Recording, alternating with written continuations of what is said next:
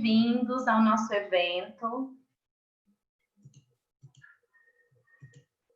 Estamos muito felizes em recebê-los aqui nessa tarde para compartilharmos conhecimento. E temos uma convidada muito especial, que é a Lorena Baia. Ela é a presidente do CRF e nós estamos muito felizes com essa parceria que vem fortalecendo a cada dia. E o CRF, eles sempre nos acompanham no incentivo a trazer cada vez mais eventos para os farmacêuticos e que assim possamos crescer, né, em conteúdo, em conhecimento, estarmos fortes nessa caminhada, hoje reunidos para tratar de um tema que é tão importante para o nosso mundo nesse momento. Então, eu quero passar a palavra para a Lorena, ela vai dar uma boa tarde para vocês e trazer alguns comunicados do CRF. Muito obrigada, Lorena, seja bem-vinda ao evento. Só aguardar a conexão da Lorena aqui, que eu não estou encontrando ela no momento.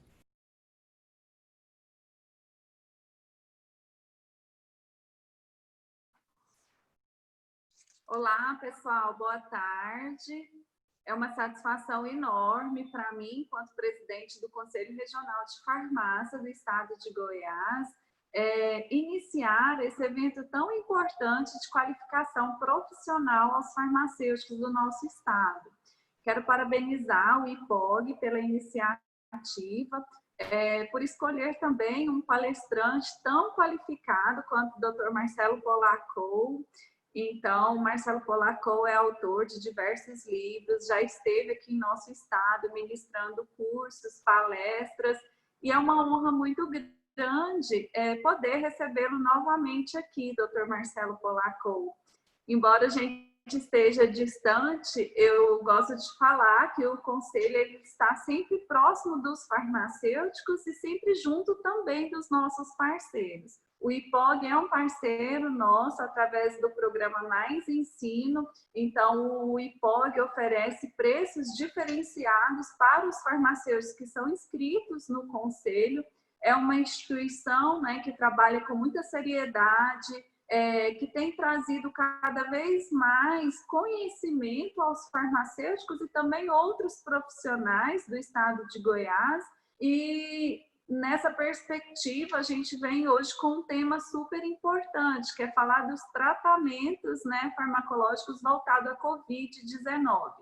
Nós passamos, né, por uma situação de aflição entre as pessoas, todo mundo buscando a cura, muitos medicamentos sendo, inclusive, utilizados, né, como forma profilática da Covid-19. A gente sabe que é uma doença que ainda não tem cura e que os medicamentos que são utilizados, na verdade, eles são utilizados na tentativa de minimizar sinais e sintomas e evitar a progressão da doença. Mas é uma doença, assim, que por ser nova, essa pandemia, ela tem deixado os farmacêuticos, né, os profissionais de saúde também, de uma forma insegura. E esse conhecimento que vocês nos brindam nessa tarde de hoje, com certeza vai fazer a diferença para quem está na linha de frente. Então, eu quero parabenizar o IPOG pela escolha do tema, parabenizar mais uma vez pela escolha do palestrante, que é um profissional que tem prática, que tem muito conhecimento, que tem uma excelente metodologia de trabalho, de compartilhar as informações e o conhecimento que ele tem. Então, assim, Marcelo Polacco é show e eu tenho certeza que nós vamos aprender muito com ele nessa tarde de hoje. E quero deixar o Conselho Regional de Farmácia do Estado de Goiás à disposição de todos os farmacêuticos, da sociedade, dos nossos parceiros, do IPOG, e também à sua disposição, Marcelo. Então, sejam sempre bem-vindos, né, ao Conselho Regional de Farmácia do Estado de Goiás, e a gente está aqui também, todos aqui no Conselho, ansiosos por essa tarde de conhecimento. Muito obrigada pela oportunidade, Kátia. Lorena, muito obrigada pela parceria, pela palavra. É muito bom estar com vocês, sempre nessas organizações dos eventos que enriquece tanto a nossa sociedade e os profissionais, principalmente, porque são eventos especiais direcionados aos farmacêuticos. Eu quero passar agora a palavra para o nosso convidado especial, o professor Marcelo Polakov-Bisson. Ele é farmacêutico, formado pela USP em Ribeirão Preto, mestre e doutor em farmacologia pela Unicamp e vice-presidente do CRF de São Paulo. Bem-vindo, professor Marcelo. Muito obrigado por aceitar esse convite, sempre com muita disponibilidade para nos atender. Eu tenho certeza que essa será uma tarde enriquecedora para todos nós, tratando de um tema tão importante na nossa atualidade. Bem-vindo.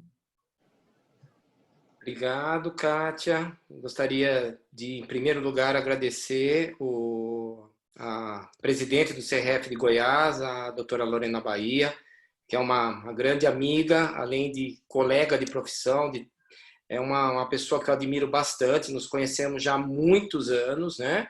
Tem um trabalho excelente, já antes mesmo da Lorena ser presidente do CRF de Goiás, já a conheci, ela tinha um trabalho muito bom no Conselho Nacional de Saúde, representando o Conselho Federal de Farmácia.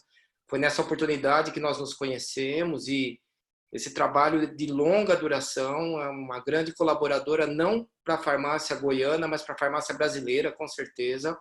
Então, a inserção que a Lorena tem vai muito além, simplesmente, do estado de Goiás. E eu fiquei muito feliz de poder estar conversando com vocês desse tema super importante nesse momento, como a Lorena mesmo mencionou. E ao IPOG, por proporcionar nas pessoas da Laura Naves, que é extremamente competente naquilo que faz, se dedica, é uma parceira gigantesca aí nos cursos na área de farmácia e nutrição também do IPOG, e a Kátia também, o Bruno também, que está nos assessorando aqui na parte tecnológica, e tenho certeza que a gente vai ter condições aí de ter uma apresentação muito boa.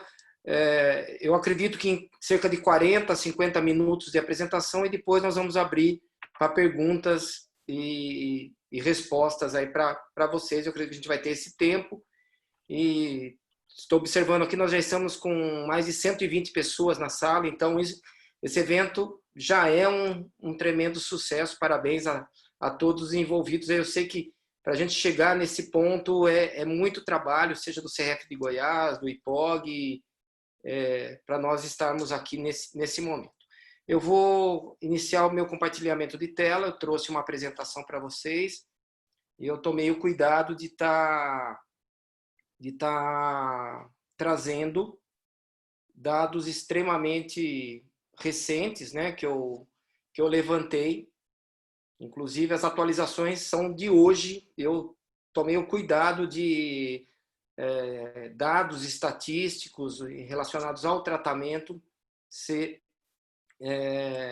bem atualizados.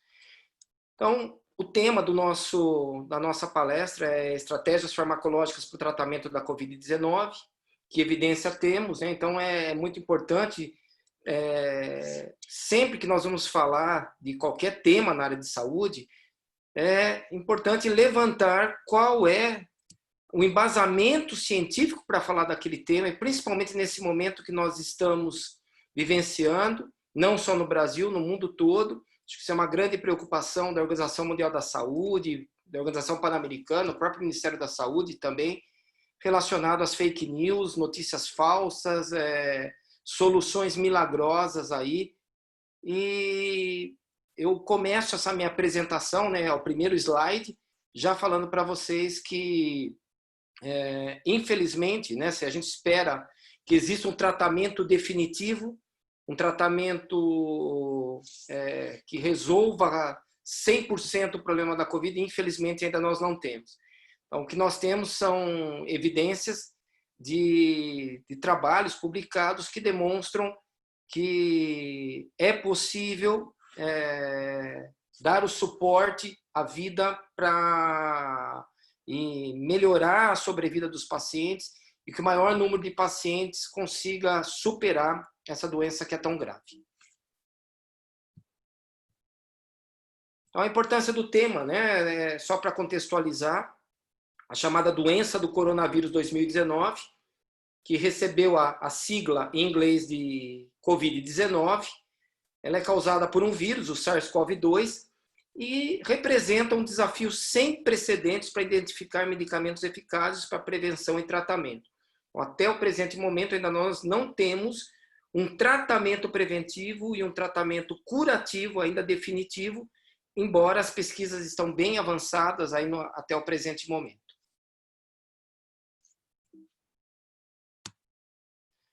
Então, dado ao ritmo acelerado das descobertas científicas e os dados clínicos gerados pelo grande número de pessoas rapidamente infectadas pelo SARS-CoV-2, tanto médicos, farmacêuticos e demais profissionais da saúde precisam de evidências precisas sobre quais são os tratamentos eficazes para essa infecção.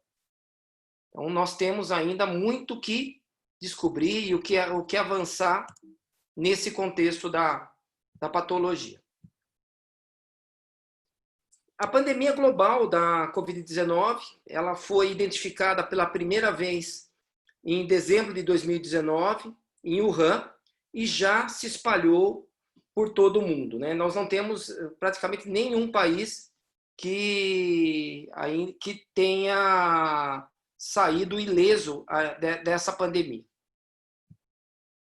Então, dados de hoje, de 21 de julho de 2020, registram mais de 14,9 milhões de casos e 615 mil mortes, de acordo com os dados do Worldometer. Então, são dados de hoje, então nós já estamos quase chegando aí a 15 milhões de casos e mais de 615 mil mortes. Esse vírus, né, que é um beta-coronavírus, ele é semelhante ao vírus causador da SARS, e que era causada pelo vírus SARS-CoV, por isso que a Covid-19, ela até pela semelhança do vírus, recebeu o nome de SARS-CoV-2. E também é muito parecido com a MERS, né, que é o coronavírus da síndrome respiratória do Oriente Médio, que foi identificado por volta de 2010, 2011 no Oriente Médio. E até mesmo a proximidade genética dos vírus do SARS-CoV e do MERS-CoV permitiu já ter um conhecimento prévio e provavelmente, né, tudo leva a crer, pelas pesquisas, que esse vírus se originou de morcegos e, antes de chegar no ser humano, passou por um mamífero intermediário desconhecido até o presente momento. Então, existem algumas suposições de quais seriam esses mamíferos. Então, já se sabe exatamente por a identificação genética do vírus.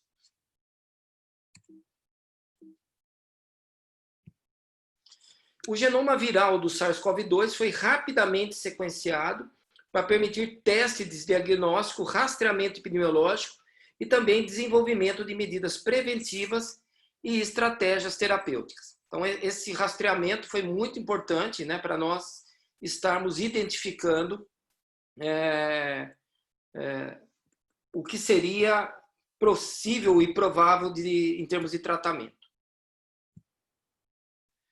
Esse slide nós encontramos, eu acho que é muito importante esse slide, nós estamos identificando aqui a proximidade genética do SARS-CoV-2 com o SARS-CoV-1, que era o causador da SARS original, no início dos anos 2000 na China, que iniciou-se na China, e o MERS também, a proximidade. Então, 80% do SARS-CoV-2 ele é igual ao SARS-CoV-1. Eu já vou falar para vocês por que isso é importante, essa informação. E o MERS em torno de 55% de proximidade genética. Por que é importante? Quando se fala de uma vacina hoje, já iniciou-se, quando teve a primeira epidemia da SARS, no início dos anos 2000, já foi pesquisado, iniciaram pesquisas com a vacina. Por que a vacina não prosperou e não caminhou? Porque a mortalidade do SARS-CoV-1 era tão alta que a epidemia não se alastrou, ficou restrita à Ásia. E nesse contexto, praticamente não existia mais justificativa para ter uma vacina, para uma doença causada por um vírus que não circulava mais no mundo. Mas as pesquisas já tinham sido iniciadas. Inclusive, a vacina, uma das vacinas que está sendo pesquisada no Brasil, que é do laboratório Sinovac, chinês, essa vacina chama-se Coronavac, iniciou-se os testes hoje, aqui no estado de São Paulo, em parceria com o Instituto Butantan. É uma vacina que já tinha um conhecimento prévio, uma pesquisa prévia. E a vacina chamada vacina de Oxford, já existia um conhecimento prévio, uma pesquisa prévia com o vírus da MERS. Então, ela não partiu do zero essas pesquisas com vacina. Então, já existia um conhecimento do vírus, e como o SARS-CoV-2 é muito semelhante ao SARS-CoV-1 e o vírus da MERS, isso já possibilitou um entendimento da replicação do vírus e também alguns tratamentos que seriam possíveis. Os tratamentos propostos, né, com base nesse conhecimento do vírus, já entendeu-se, né, que, como eu mencionei, ele é um beta-coronavírus e ele infecta as células do ser humano através do chamado spike, né, que são essas, praticamente, compõem a coroa do coronavírus. Até o nome coronavírus é o vírus de coroa, que tem esses espinhos, né, ou na língua inglesa chamados de spike, eles que se conectam. E normalmente eles que fornecem a estrutura, inclusive, glicoproteica para se produzir a vacina. Ele tem uma nucleoproteína, que é chamado simplesmente pela sigla N, e o genoma do RNA. Uma membrana proteica, simplesmente chamada pela sigla M, o envelope da proteína, chamada de E. Então, as drogas propostas, né, principalmente os antivirais, ou a própria vacina, vão atuar onde? Nesses sítios principais aqui da estrutura do coronavírus.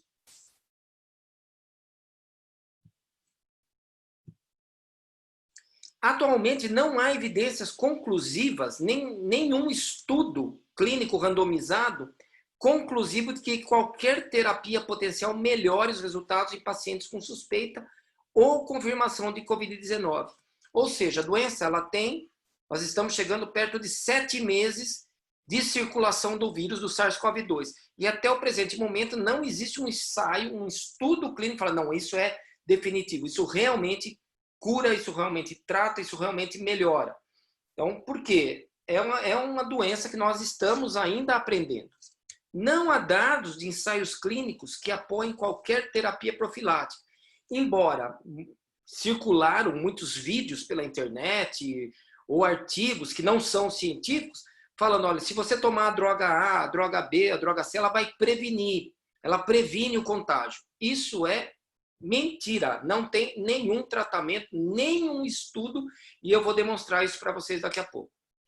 Atualmente, são mais de 2.700 ensaios clínicos ativos de tratamento que estão em andamento ou para serem iniciados. E eu vou trazer esses dados para vocês. O que são esses 2.000? Acho que nunca, em tão pouco tempo, uma doença foi tão estudada e produziu tantos ensaios clínicos. Mas, como eu mencionei, até o presente momento, nenhuma ainda definitiva. Esta apresentação que eu trouxe para vocês vai resumir essas evidências atuais sobre os principais tratamentos, alguns reaproveitados, ou da língua inglesa repurposed, que é reproposto, drogas que já existem, já tem registro no Brasil, que estão sendo repropostas para a Covid-19. E é um resumo da experiência clínica atual e orientações de tratamento para essa nova epidemia do coronavírus. Então, tudo que eu estou trazendo para vocês é baseado em evidências científicas. Então, acho que é importante nós mencionarmos, né? Eu vou trazer para vocês aqui, antes a gente falar dos tratamentos ou o entendimento da linha do tempo da Covid-19. Isso é muito importante porque é essa linha do tempo que vai indicar se eu trato ou não trato, ou qual seria o tratamento disponível. Então, normalmente, o que já se sabe hoje em relação à Covid-19? Que o tempo de incubação ele está em torno de... Deixa só um minutinho, gente. Eu vou interromper o compartilhamento e vou compartilhar de novo.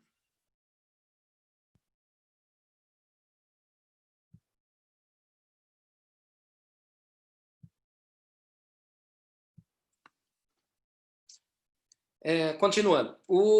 A linha do tempo da Covid-19, como eu mencionei para vocês, ela tem um período de incubação em torno de 5 dias, a média, mas tem pacientes que se contaminaram depois de ter contato com o vírus em 2 dias, e outros 14 dias. Então, é de 2 a 14 dias o período de incubação, sendo que a média é 5 dias. Então, para a gente falar da doença, do tratamento da doença, a gente considera o dia 0, o primeiro dia que o paciente sentiu sintomas, que ele teve sintomas.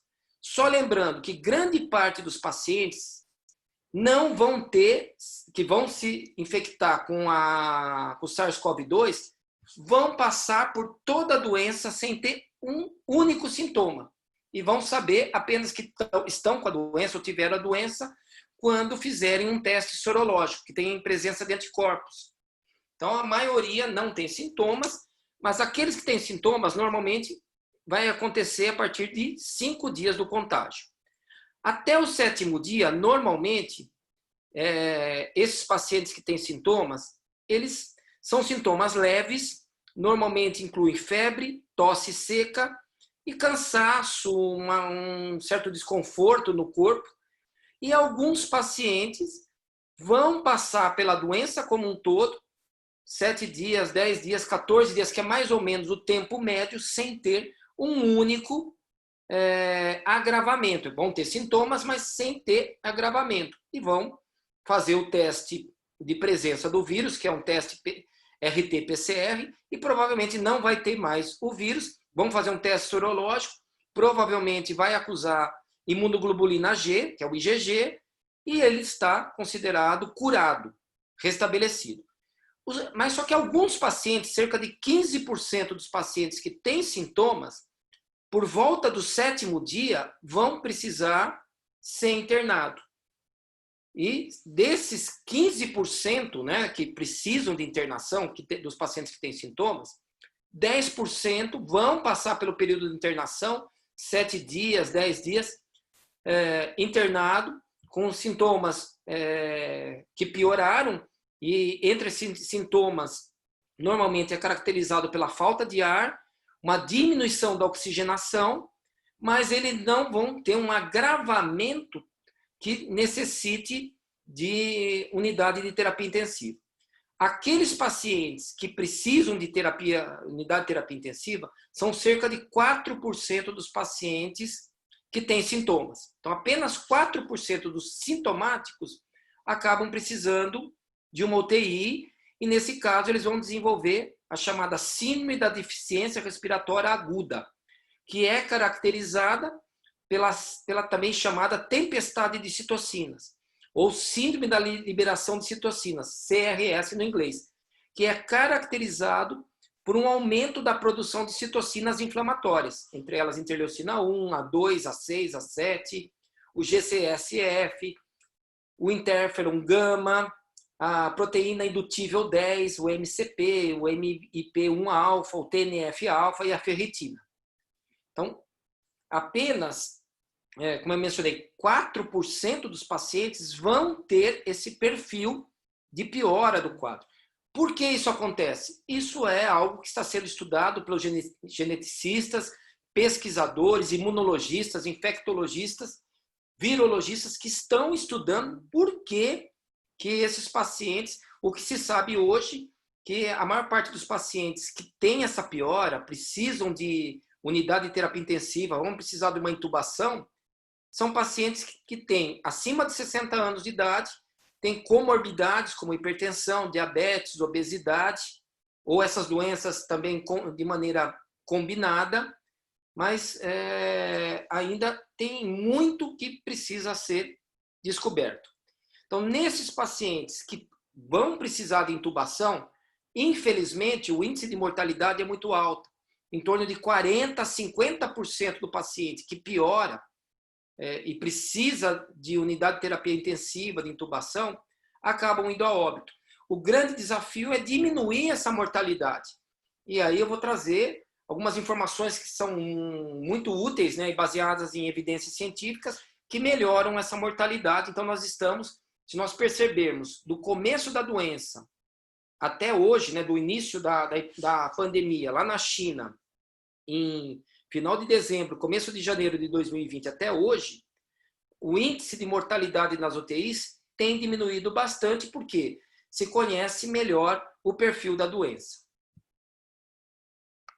E aí entra a questão dos pontos de intervenção e o curso clínico da doença. Então é importante mencionar para vocês que hoje, até o presente momento, pacientes assintomáticos e pacientes com quadro leve ao moderado, ou seja, esses pacientes que não precisam de internação, a maior parte evolui bem, ou seja, não tem um tratamento específico. O tratamento é um analgésico para febre, é sintomático. É um medicamento para tosse, se ela está incomodando a ponto do paciente não dormir à noite. Então, não existe um tratamento específico recomendado até o presente momento, para pacientes ou assintomáticos ou pacientes leves. Ah, mas estão falando que se eu tomar hidroxicloroquina, se eu tomar ivermectina, eu não vou piorar. Não existe evidência científica nenhuma até o presente momento relacionado a isso. Então, a partir do momento que o paciente começa a ter uma anormalidade respiratória, começa a ter um quadro de pneumonia moderada, e que provavelmente evolua para uma dispneia, ou seja, uma hipóxia, uma falta de ar, ele provavelmente, realmente, ele vai precisar de uma internação, de um atendimento hospitalar. Então, a peça-chave nesse processo, a monitoração da Covid-19, é a oximetria, é o oxímetro, que vai verificar se o paciente ele está tendo dificuldade de respiração, se ele tem um nível abaixo, um teor de saturação de oxigênio abaixo de 92%, provavelmente o quadro dele está agravando e ele vai precisar de um atendimento hospitalar. Se ele fizer uma tomografia, provavelmente vai acusar uma alteração nessa tomografia do tórax, provavelmente com um quadro chamado, né, os radiologistas chamam de opacidade de vidro fosco, que é o que eles chamam uma alteração no hemograma, e conforme o paciente vai piorando, ele desenvolve um quadro realmente de uma pneumonia e vai precisar de hospitalização. Aqueles pacientes hospitalizados, como eu mencionei no slide anterior, muitos vão tendo os seus sinais e sintomas agravados e vai precisar, a oxigenação diminuir muito, ele tem uma piora na área total dos pulmões que foram tomados, né, pelo processo infeccioso, e vai entrar em falência de órgãos, em choque, e provavelmente ele vai precisar ser entubado, monitorado em unidade de terapia intensiva, e como eu mencionei para vocês, a mortalidade é em torno de 50%. Alguns países reduziram 40%, 30%, graças à excelência do tratamento lá. Então, em relação ao tratamento, nós temos, sendo pesquisados hoje, os antivirais, os inibidores de protease, as drogas antimaláricas, né, como é o caso da hidroxicloroquina, que ainda está sendo pesquisado, já vou falar dela daqui a pouco, e as intervenções de suporte. Elas é que realmente salvam vida, ela que impede o paciente de ir a óbito. Porque o próprio paciente, a tendência é o próprio sistema imunológico dele dar conta do processo infeccioso, e com esse tratamento de suporte, esteroides, agentes imunomoduladores, suplementação de oxigênio, ventilação mecânica, você consegue manter o paciente vivo e o próprio organismo vai reagindo, mas não existe um tratamento específico até o presente momento. Quais são os alvos moleculares, né, do tratamento, como eu mencionei em alguns slides anteriores? Aqui eu vou passar rápido por esse slide, ele está listado, eu prefiro discutir com vocês na figura.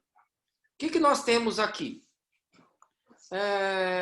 aqui nós temos ilustrado, isso foi publicado por um farmacêutico americano chamado James Sanders e a equipe dele da Universidade do Texas. Ele publicou um trabalho em abril, onde ele discutiu os tratamentos farmacológicos, no momento que ainda nós não tínhamos um conhecimento ampliado como nós temos hoje, ou seja, eu falei para vocês que nós estamos há quase 7 meses que existe a doença. Então ele publicou isso em abril, tinha mais ou menos 3 meses e meio dessa pesquisa do Sanders. E ele listou os alvos moleculares. Então, aonde ele citou, aonde ele listou? Primeiro, a ligação do vírus, do SARS-CoV-2, na célula hospedeira, que provavelmente é o tecido pulmonar, e aí ele propôs alguns tratamentos que já estavam sendo pesquisados em ensaios clínicos, como o Arbidol, o Camostatis, que inibiria a entrada do vírus na célula hospedeira, principalmente aí na célula do tecido pulmonar. O que o Sanders também propôs?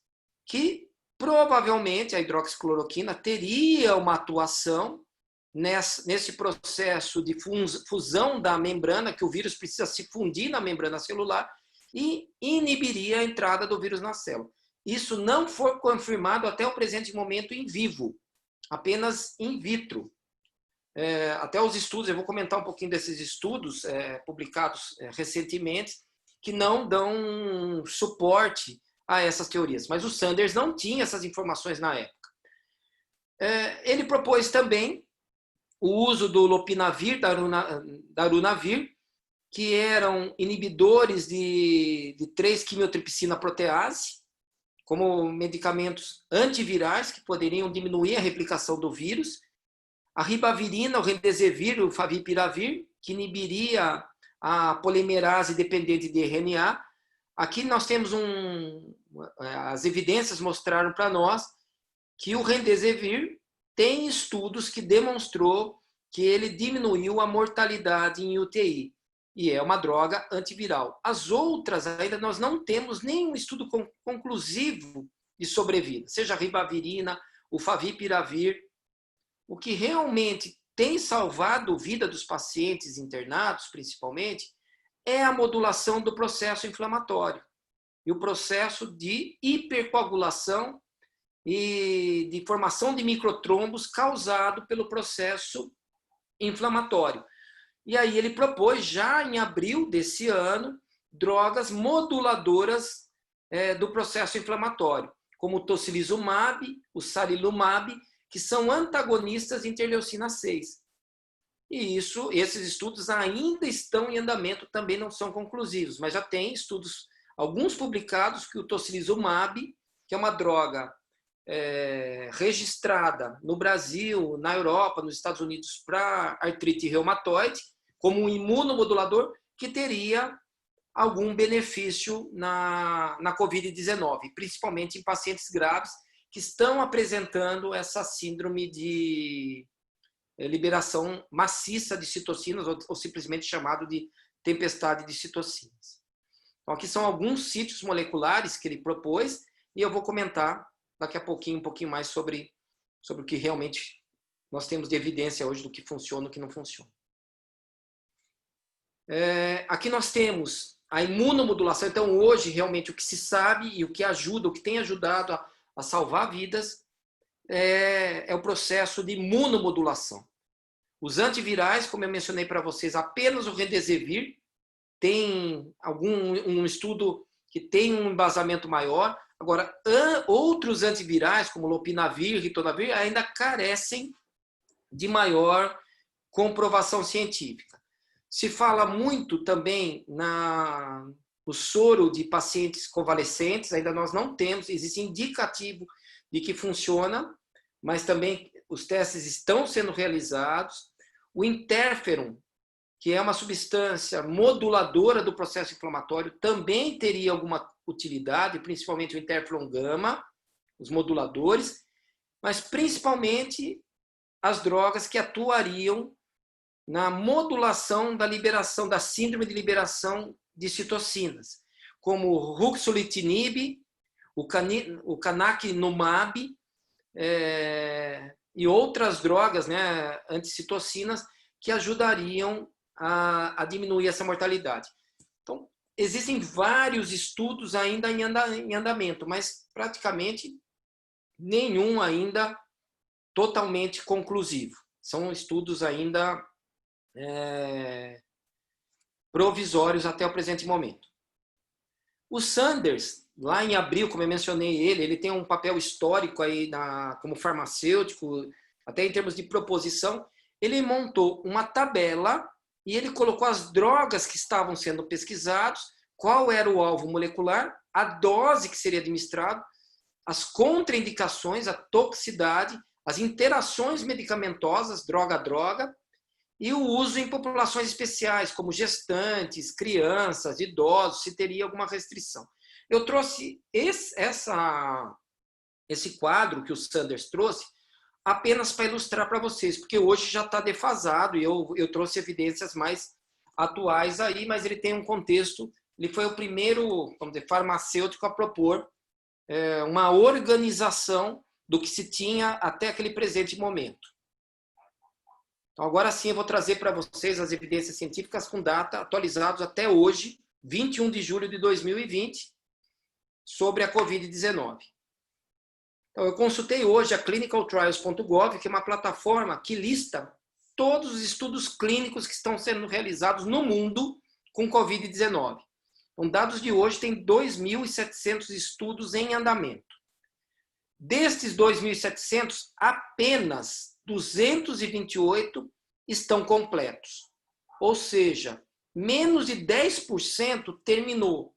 Mas não significa que ele terminou, que ele foi publicado, que ele está em alguma revista científica. Por quê?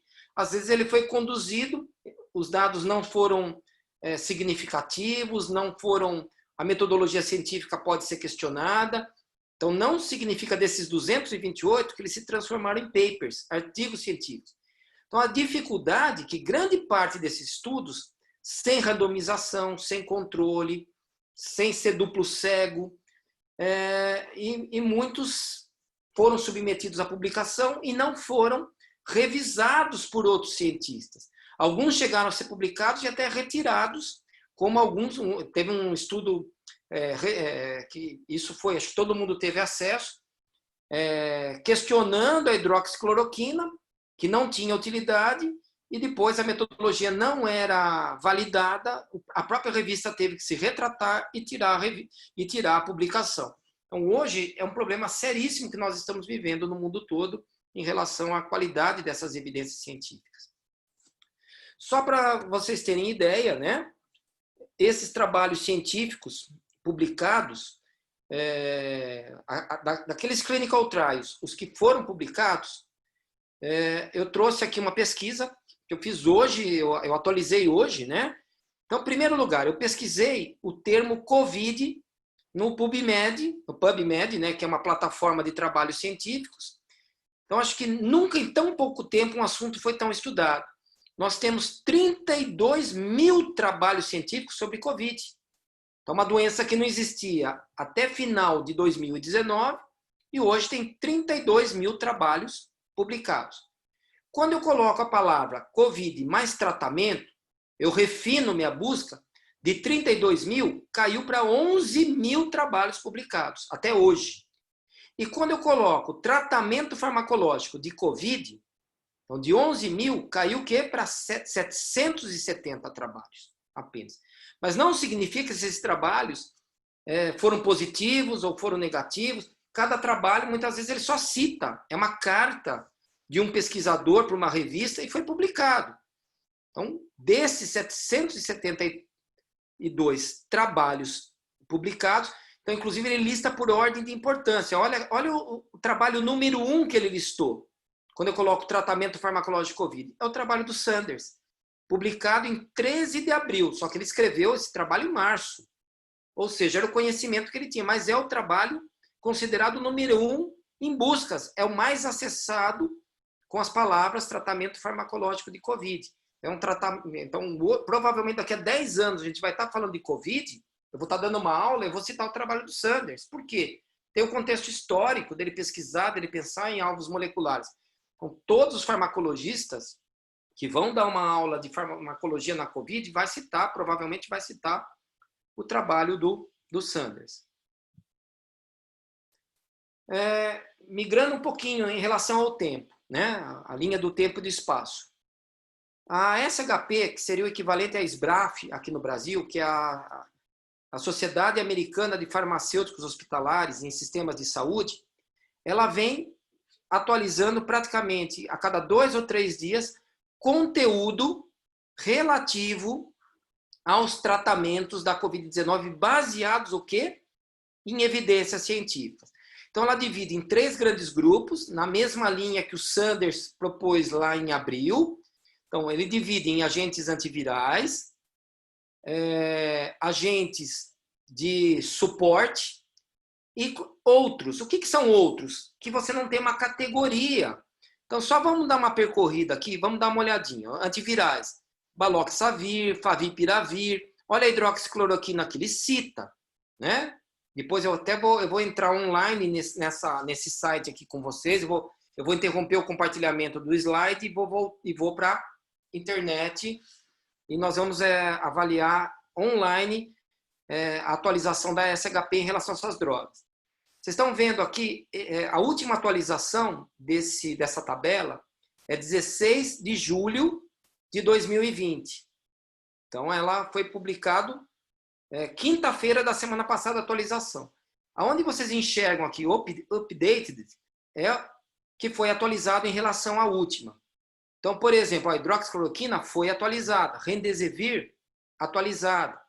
Tem até sobre ivermectina, nitazoxanida, o que foi publicado, o que está. Eu vou entrar aqui nessa tabela e a gente vai poder. Eu vou interromper o compartilhamento do slide e vou para a internet aqui para a gente estar visualizando.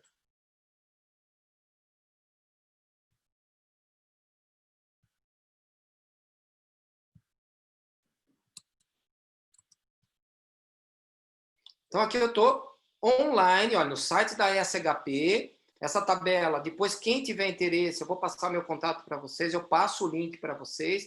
Essa é a principal fonte de consulta que nós temos relacionado à Covid-19. Espera um pouquinho, deixa eu compartilhar novamente aqui.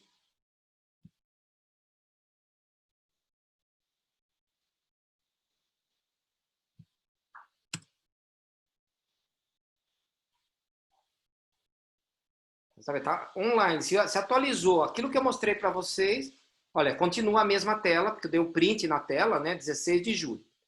Então, eu vou entrar aqui, por exemplo, em ivermectina. Acho que vai ser a dúvida de muita gente aí. O que é a SHP? O que tem de evidência científica da ivermectina? Então, ele já vai abrir a tela, olha, atualizado 16 de julho. Então, eu vou direto aonde? Nos comentários. O que diz aqui? Vai estar em inglês, né? Olha,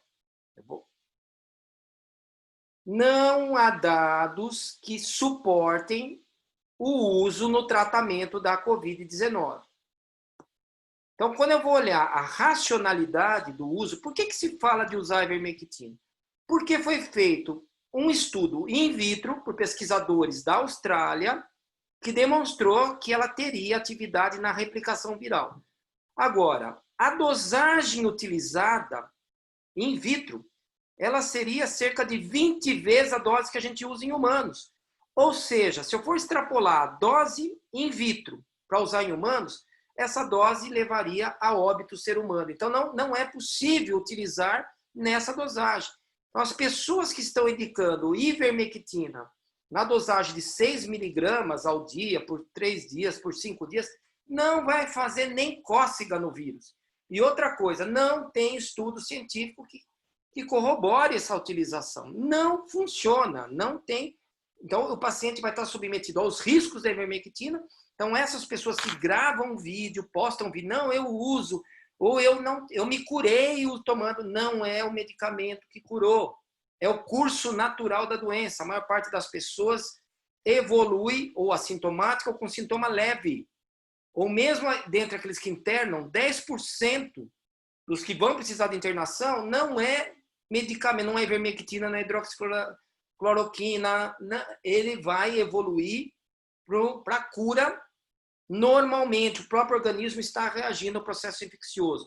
Então, aqui é o caso da ivermectina, tá toda os estudos que foram feitos, essa extrapolação para o estudo in vitro para o in vivo, que é impossível extrapolar. Então, mas tem estudo científico? Tem, in vitro, mas a dosagem é inviável no ser humano. Então, nós não temos condições, as pessoas que propõem, prefeituras distribuindo ivermectina, não têm base científica absolutamente nenhuma nesse sentido. Vamos lá ver agora o Anita, né? Nitazoxanida. Eu só estou pegando algumas drogas que são as mais citadas. Olha, nitazoxanida. Eu vou direto nos comentários. Até o presente momento, não existem dados que deem comprovação que funciona contra a Covid-19. Estudos adicionais são necessários. Então, também foi atualizado 16 de julho. Então, ele vai dizer quais são os estudos que estão sendo feitos, mas não estão concluídos. Olha, esse número aqui, NCT044, é estudos que estão em andamento, inclusive alguns no Brasil. Mas estudo que não concluiu, eu não posso dizer que funciona ou não. Nós não temos nenhuma comprovação até o presente momento. Por que alguém citou que a nitazoxanida, né, o medicamento Anita, poderia ser útil? Porque foram feitos alguns estudos em outros vírus, né, principalmente em relação a MERS, que demonstrou atividade in vitro. Ele demonstrou atividade in vitro também contra o SARS-CoV-2, então tem trabalho científico que mostra in vitro, só que ao extrapolar uma placa de Petri para o ser humano, existe uma distância enorme. Então, esses estudos estão sendo realizados, mas aquilo que a gente não tem ainda comprovação não pode ser usado, não deve ser utilizado. Então, é isso que nós temos em relação ao tratamento, à comprovação científica. Vamos lá ver outros tratamentos aqui que ele cita na SHP. O objetivo meu, inclusive nessa aula para vocês, como eu costumo dizer, não é dar o peixe, é ensinar vocês a pesquisarem, ter senso crítico, buscar as evidências, buscar os trabalhos científicos. Então, vamos procurar aqui algo que realmente tem sido discutido como evidência científica. A questão dos corticoides. Então, os corticoides, né, principalmente a dexametasona.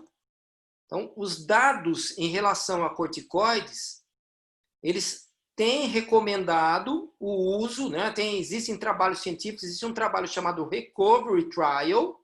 Acho que todos vocês ficaram sabendo, porque saiu na imprensa, saiu na televisão, nos jornais, né, em sites da internet.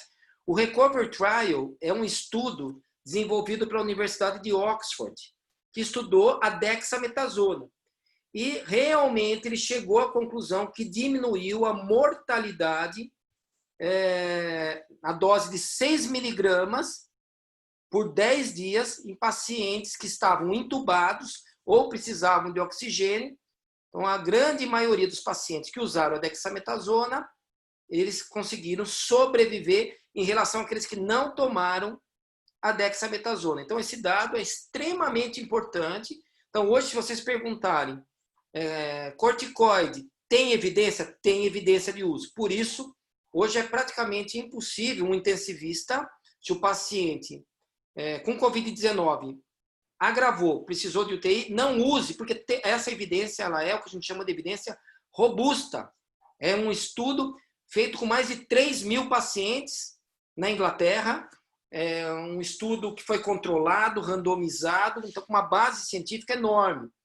Então, aqui no Brasil hoje, os corticoides têm sido utilizados nas UTIs. Então, ele realmente, inclusive eu vou fazer um evento na sexta-feira só sobre a dexametasona. Pois quem tiver interesse, eu inbox depois, quando eu passar meus contatos, eu passo o link desse evento sobre dexametasona. Eu vou falar junto com o Dr. Renato Greenbaum, que é um grande pesquisador infectologista, só sobre dexametasona. A gente vai estar discutindo, eu e ele como médico, eu como farmacêutico, a utilização da dexametasona, que realmente salva vidas e tem salvado vidas. E foi publicado recentemente, né, divulgado recentemente esse trabalho aí do Recover. Então, realmente funciona, tem utilidade clínica. Então, quando eu falo qual tem evidência? Tem evidência. Agora, em casos leves, suaves, né, moderados, ainda nós não temos nada. Eu vou falar isso daqui a pouco. Vou voltar a projetar os slides e eu vou comentar com isso com vocês. Nitazoxamida, ivermectina, corticoide. Vamos falar um pouquinho de anticoagulante.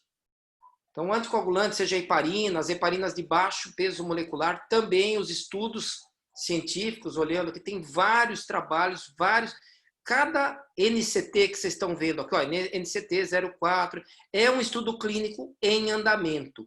Então, a base do uso de anticoagulante em doenças que têm quadro de síndrome do desconforto respiratório agudo já era conhecida em outras pneumonias, inclusive na SARS original, na MERS. Então, a Organização Mundial da Saúde, ela tem recomendado, a Organização Pan-Americana de Saúde, os institutos de saúde americanos têm colocado, né, a profilaxia para trombose venosa, como prevenção da trombose venosa, como anticoagulante, porque se sabe hoje que a Covid-19 ela é uma doença que tem uma característica inflamatória e uma característica hematológica de formação de microtrombos, e grande parte dos óbitos são causados por esse processo. Então, também o uso da anticoagulação, ela tem respaldo científico em pacientes internados. Em pacientes que estão em tratamento em casa, que estão leve e moderado, não tem evidência de uso de anticoagulação que vai melhorar ou que vai prevenir. Muito pelo contrário, pode até, talvez, piorar o quadro do paciente. Então, quando a gente vai utilizando essa ferramenta, eu acho que hoje, eu praticamente todos os dias, eu estou consultando, quando alguém tem uma dúvida, então eu vou procurar a dose, ou qual é o estudo clínico. Então, ele tem os antagonistas interleucina 6, sarilumab, o ruxolitinib, a própria azitromicina, por exemplo, que tem sido associada à hidroxicloroquina, não tem evidência científica nenhuma de utilização, de acordo com os estudos publicados até o presente momento. Muito pelo contrário, ela, quando utilizada junto com a hidroxicloroquina, elas têm uma interação medicamentosa que pode aumentar os riscos cardiovasculares e até matar o paciente. Então, acredita-se, né? Nós não temos estudos, né? São suposições que muitos pacientes no Brasil morreram até por usar azitromicina com hidroxicloroquina em UTI. Isso só o tempo vai dizer mesmo. Provavelmente vão ser estudos retrospectivos, de estudo de prontuários, que ela piorou, não melhora. Então, não tem comprovação. Então, aqui eu vou deixar depois para vocês, quem tiver interesse, eu vou passar o link aqui da SHP. É gratuito, é livre, né, esse item aqui. Vou voltar a compartilhar a minha tela meu slide do PowerPoint.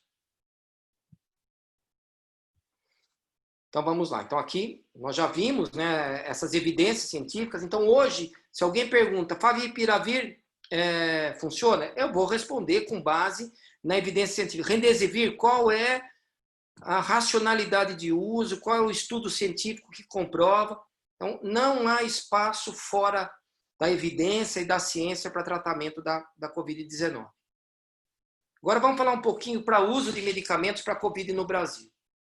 Então, logo no começo da pandemia aqui no Brasil, o próprio Ministério da Saúde havia publicado uma nota informativa, que está em vigor, de utilizar a hidroxicloroquina ou cloroquina para pacientes hospitalizados na forma grave e os casos críticos, né, que é o paciente de terapia intensiva. Então, ele colocava a dose da cloroquina, a dose da hidroxicloroquina, o tempo de tratamento, as considerações, né, a questão da monitoração cardíaca.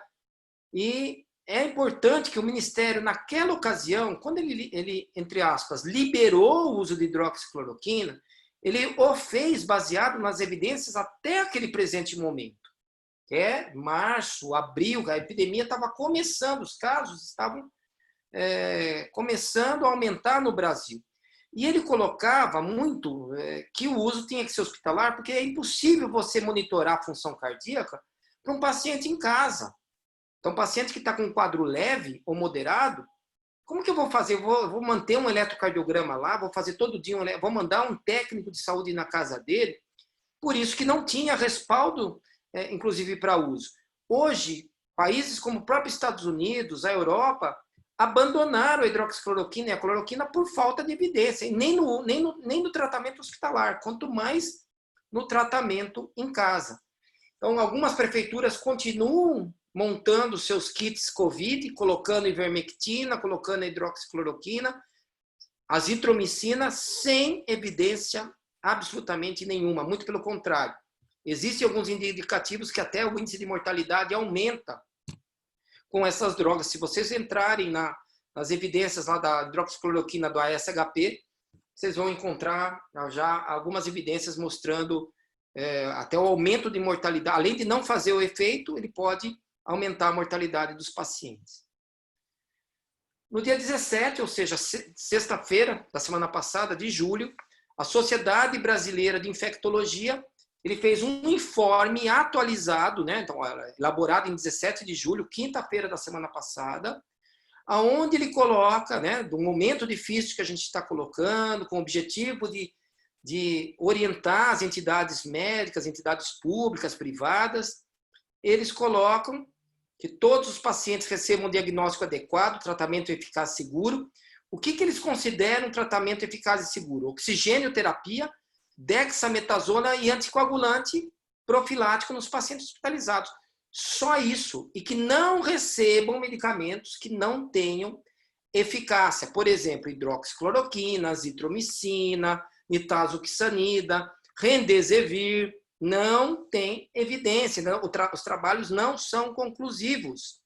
Assim, tanto para o paciente internado como na fase precoce. E que nesse caso, né, paciente que está em casa ou que acabou de ter o diagnóstico, ele vai ser tratado o quê? Com analgésico antitérmico, só. Não, mas não vai tratar com nada? Não, não precisa. Por quê? As evidências até o presente momento mostram que a maior parte desses pacientes vai evoluir positivamente, sem medicamento nenhum. Então, é uma sociedade de peso, ela não tem característica política, partidária ou ideológica, foi publicado com base na literatura científica, chegando a essa conclusão. Então, não tinha como falar disso sem trazer essas informações para vocês. Acho que é importante, que eu trouxe um print de tela do Ministério da Saúde. O Ministério da Saúde é o nosso órgão máximo da saúde no Brasil, né? Então, ela tem no site informações que são muito úteis em relação à legislação, medidas farmacológicas, não farmacológicas, capacitação, os próprios cursos de capacitação online que estão sendo oferecidos pelo Ministério da Saúde. É importante vocês terem acesso. Ela já, cerca de 2 meses atrás, ela já alertava para a questão da fake news, do perigo das fake news aqui no Brasil, de trazer informações que não tinham respaldo. Então, ela vem reforçando e vem trazendo a discussão essa questão de buscarmos informações úteis. Essa semana eu gravei uma entrevista para a Rede Globo, aqui do interior de São Paulo, falando exatamente dessas fake news e da importância de buscar o farmacêutico, buscar o médico, as instituições como o Ministério da Saúde, a Organização Mundial da Saúde, as publicações científicas como da SHP, que eu mostrei para vocês, para realmente buscar embasamento científico do que funciona, do que não funciona.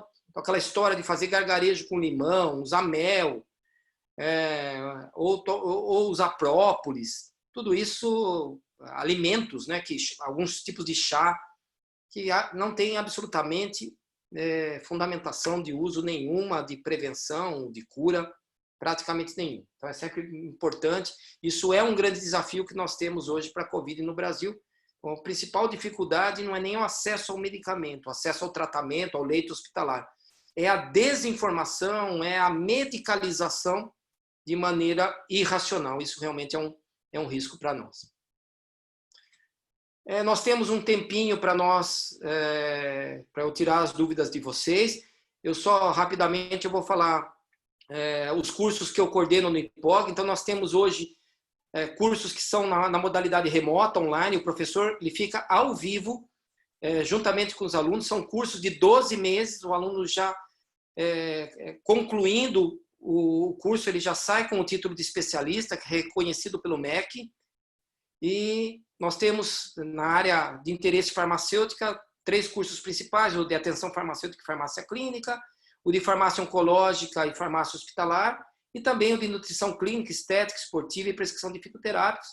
Então, na plataforma do IPOG, vocês encontram maiores informações, o conteúdo, mas são cursos que têm, nessa modalidade, o professor está ao vivo, utilizando uma plataforma excelente de ensino e que permite um grande aprendizado. Eu vou ficar à disposição de vocês pelo meu e-mail, polaco@uol.com.br, e também pelo meu Instagram.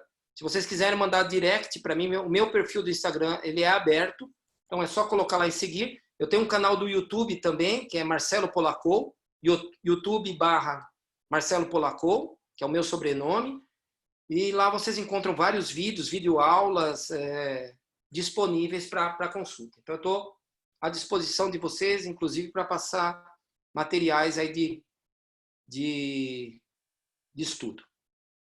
Então eu vou interromper meu compartilhamento e estou aí à disposição. Nós temos mais um tempinho aí para a gente tá respondendo. Eu vou passar a palavra de volta para a Kátia para a gente organizar aí essa sessão de perguntas. Tudo bem. Professor, eu quero agradecer pela excelente palestra. Aqui no chat, se você observar, só são elogios para o conteúdo, para a dinâmica, para a explicação. Então, muito obrigado por aceitar o convite e enriquecer a nossa tarde, né, com esse bate-papo tão importante. Quero agradecer também, antes de abrir para as perguntas, a Lorena, pela parceria de sempre do CRF. E quero ressaltar aqui que é muito importante ter a parceria do Conselho. E o CRF, em especial, é um conselho que sempre está aí presente, sempre ativo, e ele sempre se engaja muito nesses eventos que são informativos aos profissionais da área. Então, muito obrigada, Lorena, muito obrigada ao CRF, vamos continuar juntos nessa parceria. Agora, pessoal, nós vamos abrir 15 minutinhos para um momento de perguntas e respostas. Eu vi que muitos enviaram aqui no chat algumas perguntas e dúvidas para o professor, e vai funcionar da seguinte forma. Quem tiver interesse em fazer uma pergunta, pode ativar o seu som, tá, do áudio, e fazer diretamente para o professor. Levanta a mãozinha para a gente conseguir dar sequência, e pode realizar a pergunta diretamente. Tem pessoas que não se sentem à vontade para já ativar e fazer a pergunta. Então, pode escrever aqui no chat que eu faço a leitura para o professor. Tudo bem? Eu vou agora liberar a ativação de todos. Pronto. E podem ficar à vontade. Vamos aproveitar esse momento, pessoal.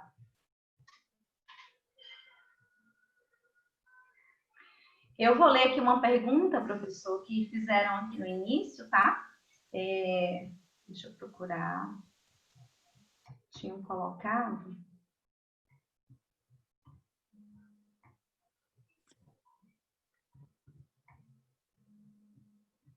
Alguém tinha colocado aqui, pronto. Sou doador de sangue, do Luiz.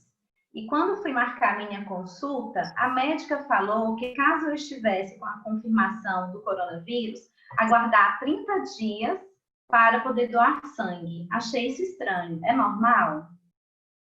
Se nós pensarmos que se o indivíduo está com a doença ativa e a Covid-19 é uma doença sistêmica, ela já tem comprovação que ela se instala no tecido adiposo, no tecido cardíaco, já foi localizado, inclusive no tecido, no sistema digestório, sai nas fezes, o vírus, ele pode estar circulando no sangue. Com certeza, não seria uma contraindicação de doação. É claro que provavelmente vai ser feito um teste sorológico, mas seria uma pergunta a ser feita se realmente se ele estiver com sintomas, mesmo que ele não tenha o diagnóstico definitivo, seria contraindicado a doação de sangue naquela oportunidade.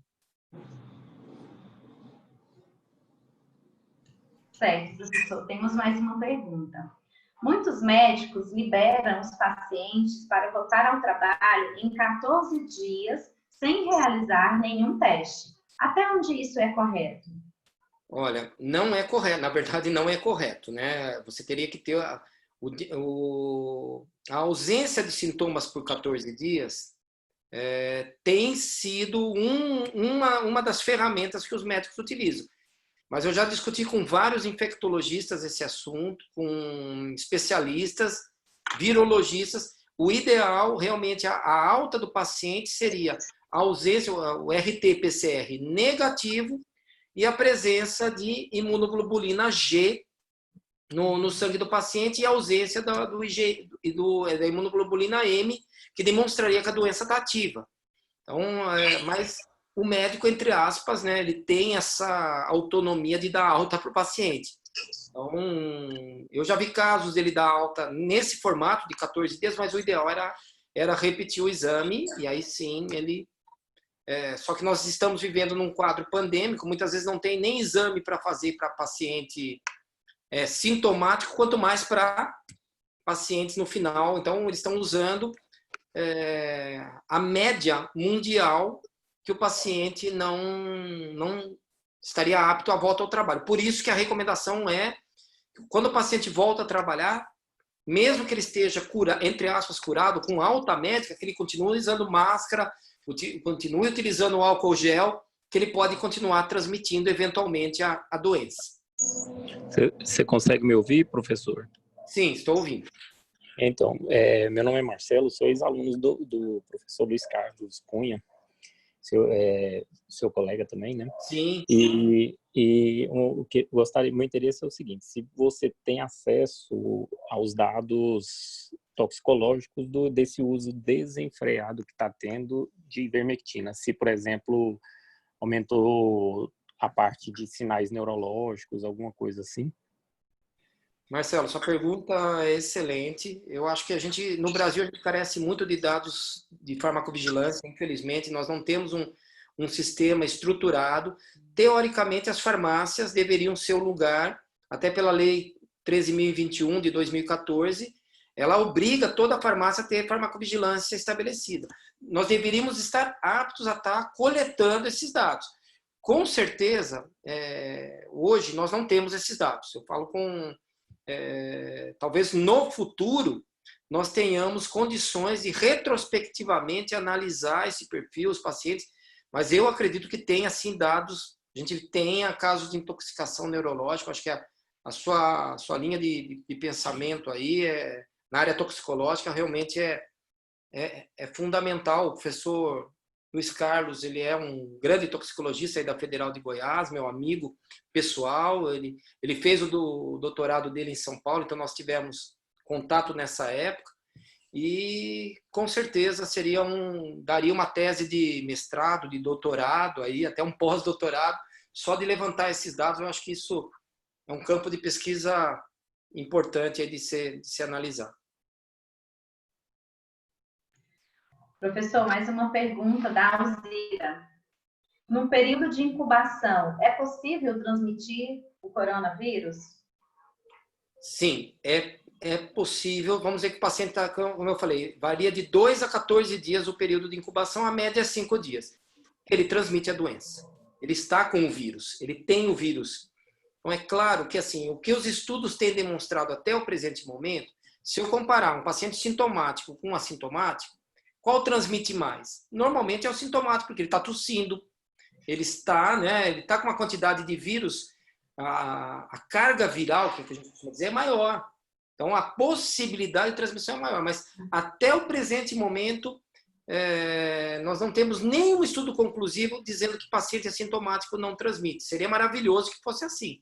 Mas não é, até o presente momento, o que os estudos têm demonstrado, que o assintomático é aquele paciente que não saiu de casa, ficou praticamente em isolamento total, em quarentena, e algum paciente, às vezes algum comunicante da casa assintomático transmitiu para ele. É a única explicação lógica, então, que os assintomáticos transmitiriam. Então, o assintomático, até o presente momento, até que tem algum trabalho conclusivo, eles transmitem a Covid-19.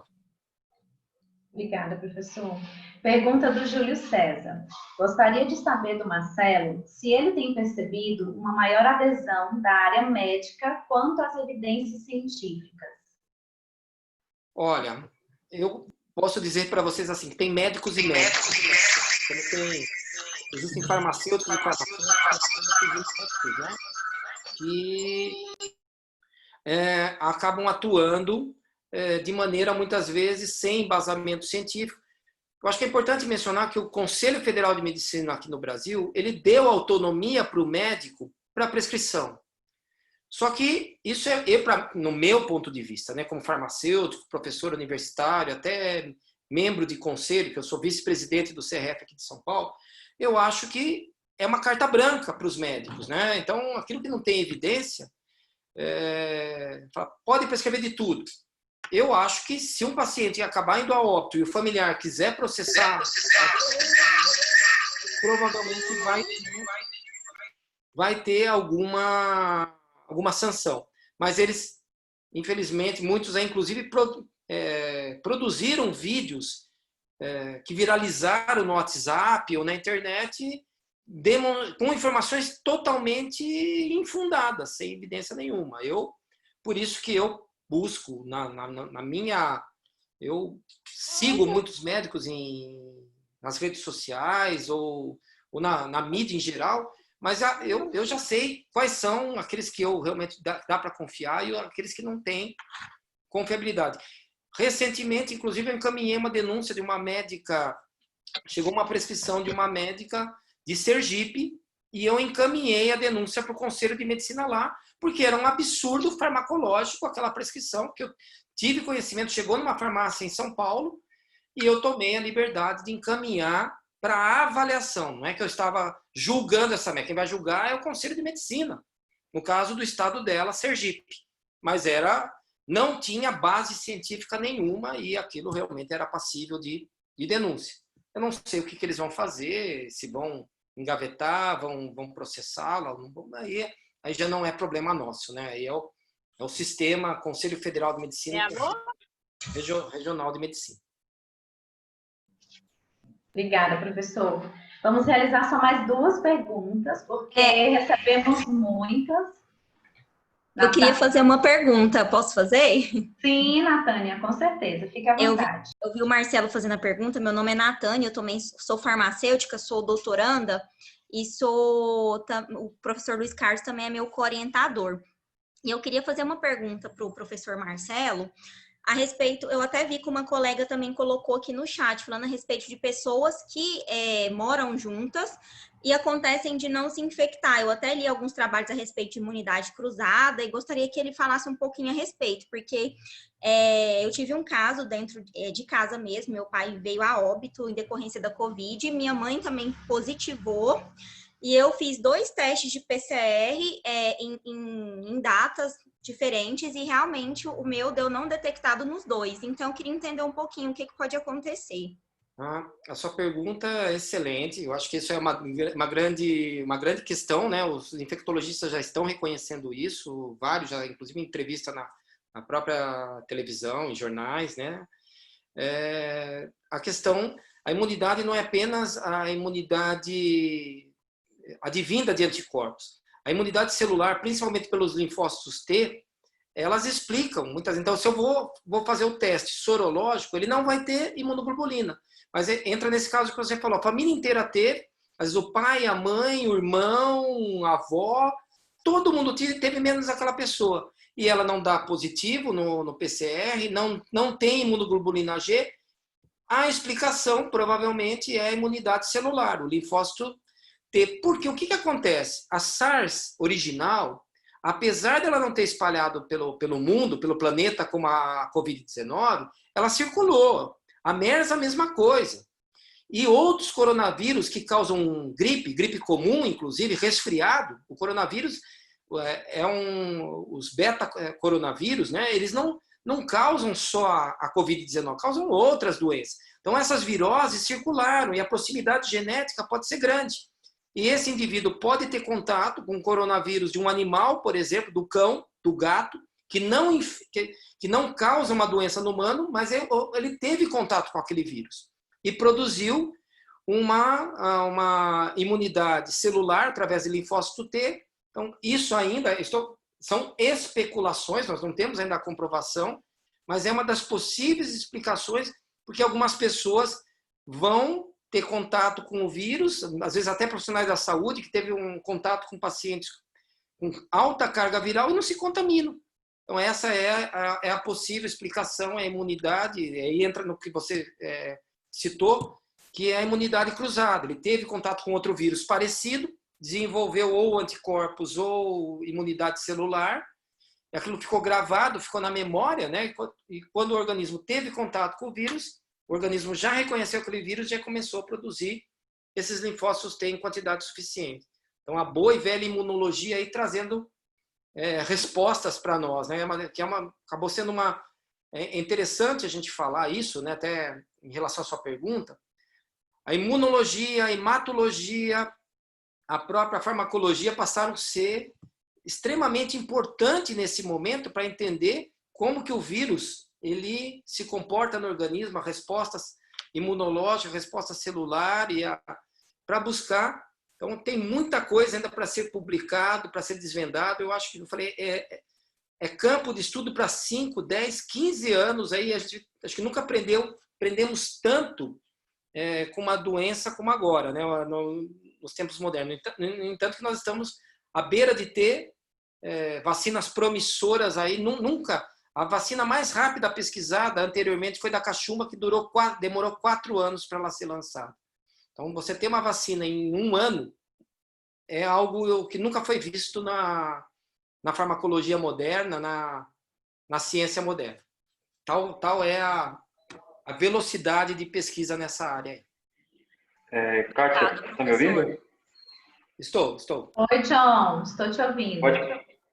Então, a minha dúvida era mais ou menos semelhante à dúvida da outra participante em relação à resposta imunológica, porque eu fiz o teste, eu fui positivado para o Covid, fiz o teste PCR, e no retorno do trabalho, eu cheguei a fazer 3 testes, fiz o teste rápido para verificar se tinha presença do IgM e IgG.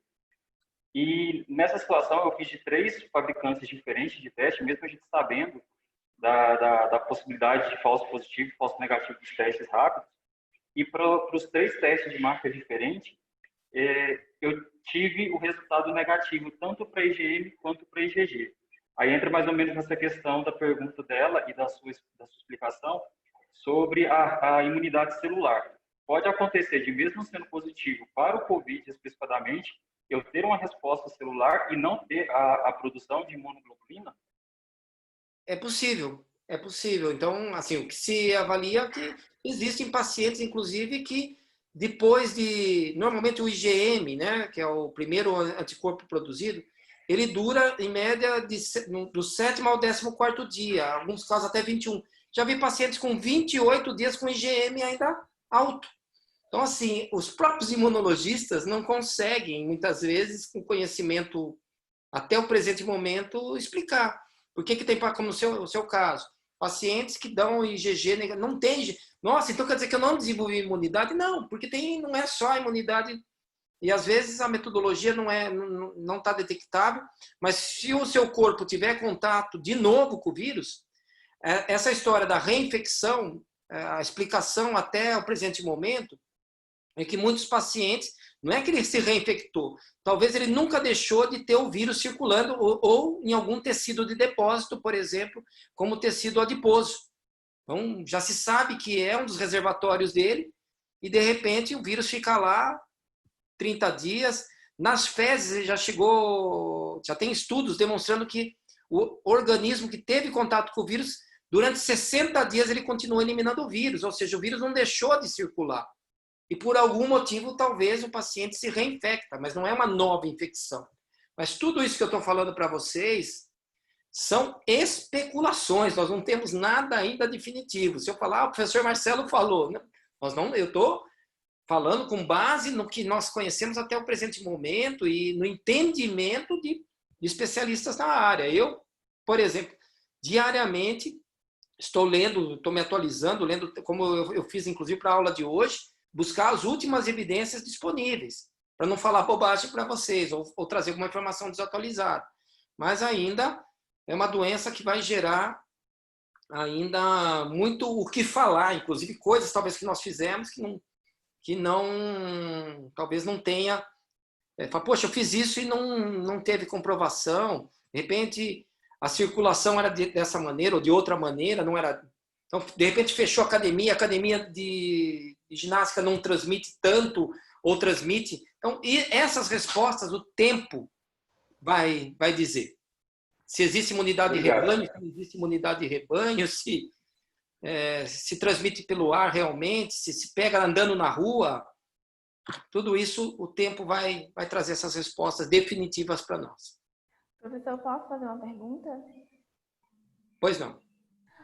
Mudando um pouquinho o tema, né? Assim, eu vi, né, que a gente antes viveu muito a questão do pessoal, a população está indo nas farmácias, inclusive os médicos aumentando aí a prescrição de ivermectina, como houve também da cloroquina e hidroxicloroquina, e agora iniciou-se as prescrições dos corticoides, né? Então, assim, eu sou mestranda e minha tese é relacionada à educação em saúde, e a gente está vivendo aí já um desabastecimento de medicamentos, inclusive algumas cirurgias não estão sendo feitas por falta de medicamentos que são usados no bloco, e também até na saúde pública mesmo está em falta algum desses medicamentos, acaba que sendo e surte efeito na saúde pública. Assim, a Anvisa, talvez eu já ouviu falar de algum posicionamento, de algumas restrições para poder estar dificultando até a compra desses medicamentos à população.